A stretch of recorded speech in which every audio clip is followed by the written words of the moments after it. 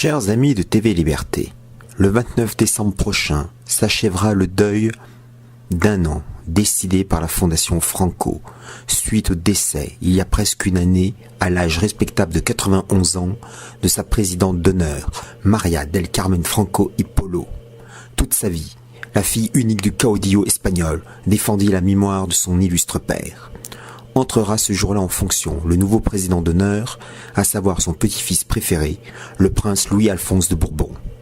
Binational franco-espagnol né en 1974, Louis-Alphonse est pour les légitimistes le roi de France Louis XX depuis bientôt 30 ans. Par-delà de vives et fréquentes polémiques d'ordre dynastique et génétique, le duc d'Anjou réunit en lui l'héritage des Capétiens, des Bourbons d'Espagne et de Francesco Franco. Ainsi prend-il position contre l'avortement, le laïcisme et l'homoconjugalité.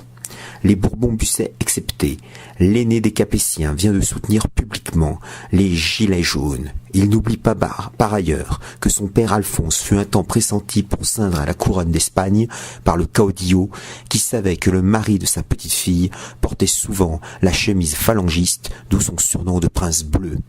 En acceptant la lourde charge de président d'honneur, Louis-Alphonse de Bourbon maintient avec force et conviction la mémoire du chef de la croisade de libération nationale commencée en 1936, sans cesse bafouée par le gouvernement socialiste minoritaire de l'ineffable Pedro Sanchez.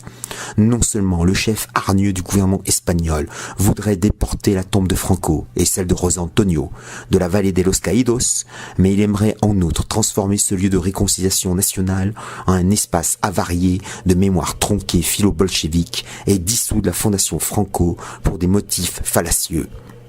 Le duc d'Anjou refuse ces projets grotesques. Le 15 juillet 2018, en compagnie de son épouse, il se trouvait à la vallée de los Caídos, au milieu des partisans de l'Espagne à la bannière ornée de l'aigle de Saint-Jean, qui entonnèrent avec fougue, cara al sol, ce magnifique hymne phalangiste. Sa fidélité à ses aïeux lui attire la sympathie de quelques royalistes atterrés par l'actuelle dynastie régnante. Un petit mouvement royaliste appelé Soluciona d'Armando Robles le verrait bien remplacer son cousin Philippe VI, qui tente de restaurer l'image ternie de la famille dite royale, beau-frère corrompu mis en détention, père priapique démocrate et prévaricateur avéré, mère participante active aux réunions secrètes du club Bilderberg.